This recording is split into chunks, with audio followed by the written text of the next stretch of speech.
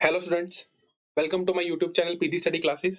और आज का हमारा टॉपिक है रिवीजन लेक्चर सीरीज का पार्ट 7, जिसके अंदर मैं आपको कंप्लीट चैप्टर को अगले 10 या 15 मिनट के अंदर कंप्लीट रिवीजन दे दूंगा with most important MCQs and detailed explanation. तो जो इसके पहले के पार्ट है उनका लिंक डिस्क्रिप्शन के अंदर है, आप जाकर चेक कर सकते हो, या प्लेलिस्ट के अंदर भी आप सबको जाके वो मिल जाएगा। चलो स्टार्ट करते हैं अपने चैप्टर को। तो चैप्टर का नाम है हमारा short run equilibrium and output. चलो, तो सबसे पहला क्वेश्चन है हमारे पास कि according to Keynes short run is defined as a period of time. देखो कीन्स ने क्या बोला था कि इकोनॉमी इक्विलिब्रियम के अंदर, शॉर्ट रन के अंदर इकोनॉमी इक्विलिब्रियम के अंदर कब होगी? व्हेन एग्रीगेट डिमांड जो है वो एग्रीगेट सप्लाई के क्या है, इक्वल है। ठीक है ना। और शॉर्ट रन का मतलब क्या था कि जो एग्रीगेट सप्लाई है ना, वो क्या है, वो मतलब एग्रीगेट सप्लाई मतलब क्या हुआ कि जो प्रोड्यूसर है वो आउटपुट जितनी मर्जी प्लान कर सकते हैं। क्यों?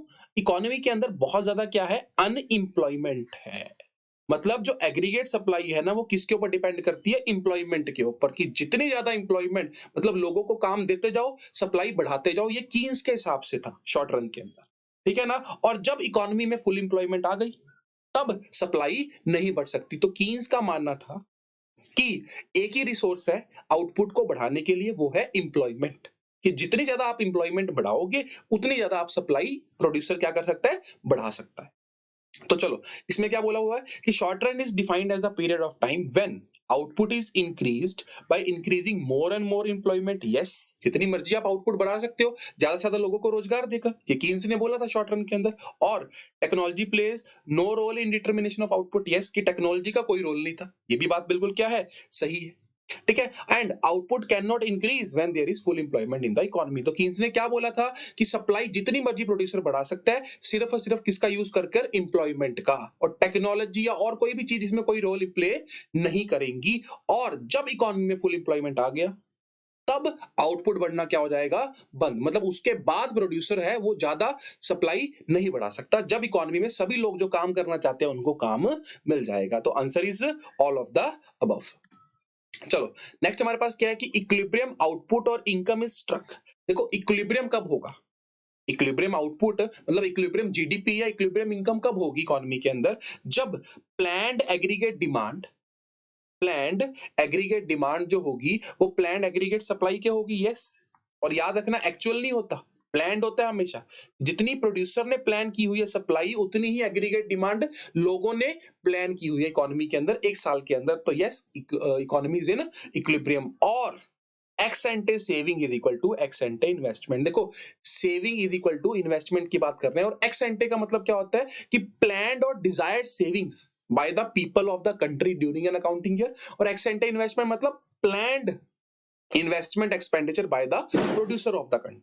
तो यस, इकोनॉमी तब भी क्या होगी जब जितना हमने सेविंग्स प्लान कर रखी है, उतनी ही इन्वेस्टमेंट प्रोड्यूसर ने प्लान कर रखी है, तब भी इकोनॉमी क्या है, इक्विलिब्रियम के अंदर है। देखो, पोस्ट मतलब क्या होता है, एक्स पोस्ट इन्वेस्टमेंट और एक्स पोस्ट सेविंग मतलब एक्चुअल कितनी सेविंग हुई या एक्चुअल कितनी इन्वेस्टमेंट हुई। तो एक्चुअल से तो हमें कोई लेना देना होता ही नहीं इक्विलिब्रियम के अंदर। तो इक्विलिब्रियम कब होगा इकोनॉमी के अंदर? इक्विलिब्रियम कब आएगा? जब AD is equal to AS होगा, या एक्स एंटे सेविंग या प्लान्ड सेविंग किसके इक्वल होगी, प्लान्ड इन्वेस्टमेंट के अंदर। तो answer will be both A and B. चलो, नेक्स्ट हमारे पास क्या है कि according to Keynes aggregate supply is a perfectly elastic. देखो यस, ये बात सही है। देखो, कीन्स ने क्या बोला था कि भाई शॉर्ट रन के अंदर जो एग्रीगेट सप्लाई है ना, वो परफेक्टली इलास्टिक है। मतलब जितनी मर्जी प्रोड्यूसर सप्लाई बढ़ा सकता है, सिर्फ उसको एक रिसोर्स लगेगा, वो लगेगा एम्प्लॉयमेंट। कि जितनी ज्यादा एम्प्लॉयमेंट देगा, उतनी ज्यादा वो सप्लाई बढ़ा सकता है। और देश के अंदर एम्प्लॉयमेंट क्या है, वो बहुत ज्यादा है। मतलब अनएम्प्लॉयमेंट जो है वो देश के अंदर क्या है, बहुत ज्यादा है। तो जितनी मर्जी एम्प्लॉयमेंट अपना एग्रीगेट सप्लाई बढ़ाई जा सकती है with the use of more and more employment. तो aggregate supply is a perfectly elastic, क्योंकि बहुत ज्यादा देश में बेरोजगारी है। तो ये स्टेटमेंट क्या है, सही है। चलो, नेक्स्ट हमारे पास क्या है कि which of the following statement is incorrect. इसमें से कौन सी स्टेटमेंट इनकरेक्ट है?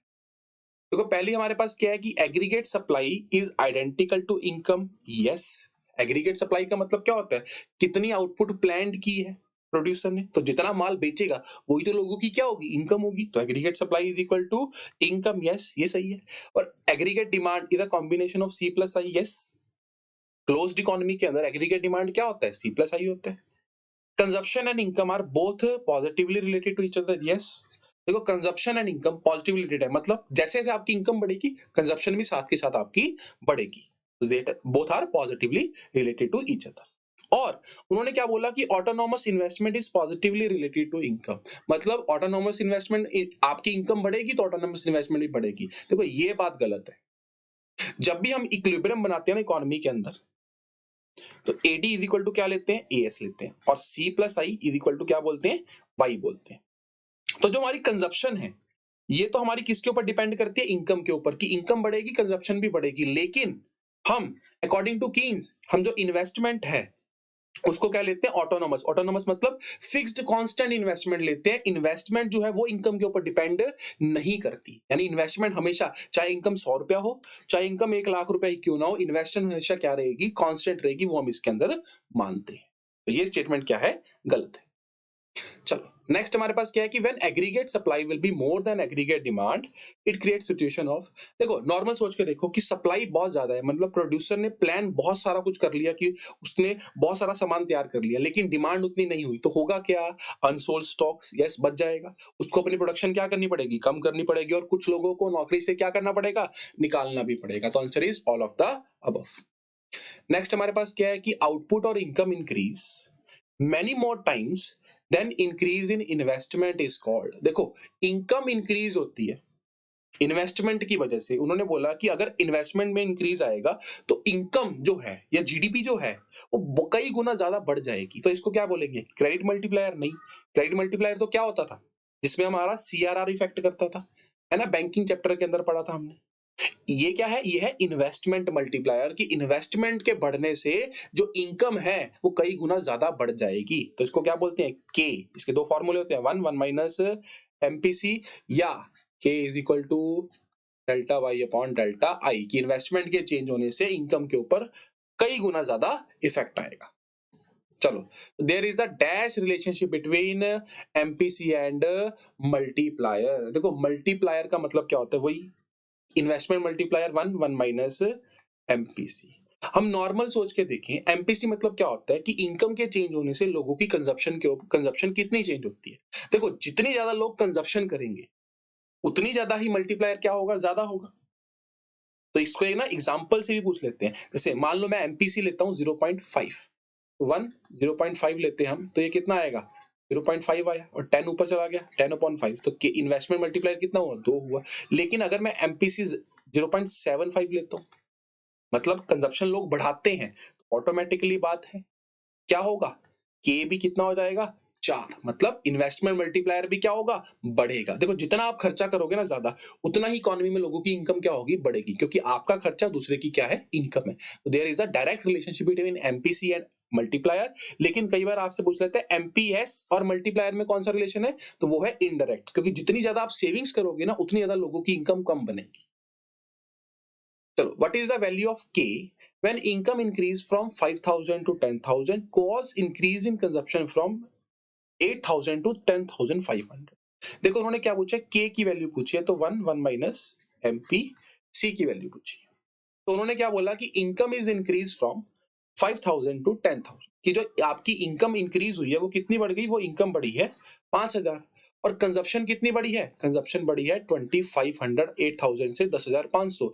यानी कि इससे आप क्या निकाल सकते हो, एमपीसी। एमपीसी क्या होता है, change in consumption upon change in income. तो एमपीसी कितना निकल कर आया, 0.5। तो के कितना होगा, 1 माइनस 0.5, ठीक है ना। तो ये कितना आ गया, 0.5 और 10/5, तो आंसर इज 2। तो इन्वेस्टमेंट मल्टीप्लायर इज 2। नेक्स्ट क्या है, what is the value of the multiplier when the entire additional income is converted into additional consumption. देखो उन्होंने क्या बोला कि जितनी भी इनकम बढ़ रही है ना, सारा का सारा कंजप्शन की जा रही है। मान लो अगर इनकम 100 बढ़ रही है तो कंजप्शन भी 100 की 100 की जा रही है। तो इट मींस एमपीसी कितना है, 1 है। तो अगर एमपीसी 1 है तो मल्टीप्लायर की वैल्यू क्या होगी, देखो 1 माइनस 1, तो 1/0, तो इट विल बी क्या होता है, 1/0, इट विल बी इनफिनिटी।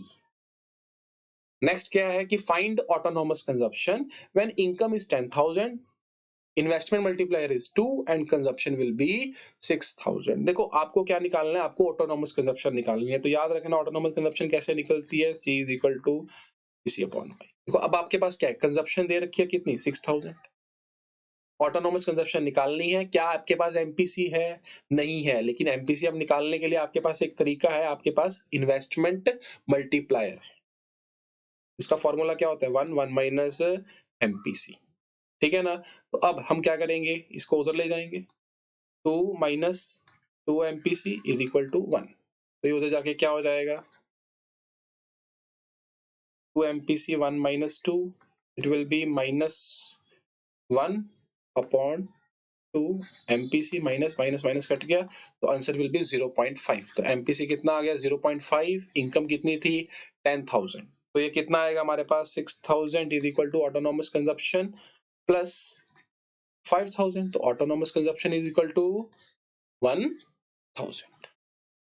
चलो, तो नेक्स्ट हमारे पास क्या है कि when economy is in equilibrium find autonomous investment as income is 20,000, autonomous consumption is 4,000 and MPC is 0.4। उन्होंने बोला इकोनॉमी इज इन इक्विलिब्रियम, मतलब एग्रीगेट डिमांड एग्रीगेट सप्लाई के इक्वल है। तो एग्रीगेट डिमांड क्या होता है, C plus I is equal to Y, ठीक है ना। तो उन्होंने बोला कि आई निकालना है, मतलब ऑटोनॉमस इन्वेस्टमेंट निकालनी है।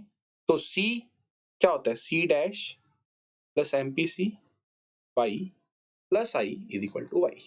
तो देखो ऑटोनॉमस कंजप्शन कितनी दे रखी है हमें, 4,000। MPS 0.4 है, तो MPC कितना होगा, 0.6 plus I is equal to 20,000 हमारी इनकम। तो ये कितना हुआ, 4,000 प्लस 0.6 इंटू 20,000, ये कितना हो गया, 12,000 plus I is equal to 20,000। तो it will be 16,000 plus I is equal to 20,000। तो I is equal to 20,000 minus 16,000, तो इट विल बी 4,000। तो ऑटोनॉमस इन्वेस्टमेंट कितनी हुई, 4,000।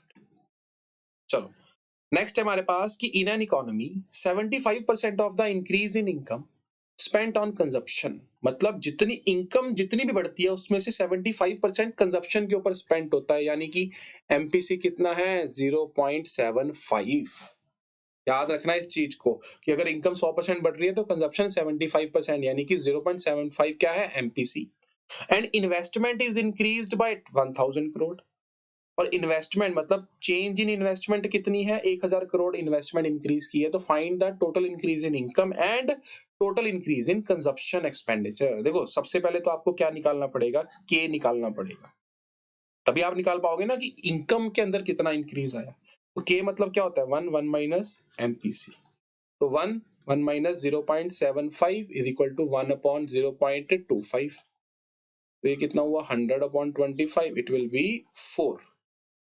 चलो ठीक है ना।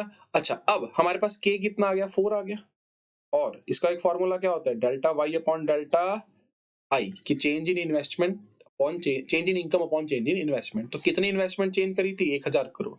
तो 1,000 करोड़ इंटू 4, तो it will be delta Y is equal to 4,000, ठीक है ना। कि मतलब अगर आप 1,000 रुपए इन्वेस्टमेंट इंक्रीज करते हो और आप उसमें से 75% कंज्यूम करते हो, तो आपकी इनकम में कितना चेंज आएगा, 4,000। Delta Y is equal to 4,000।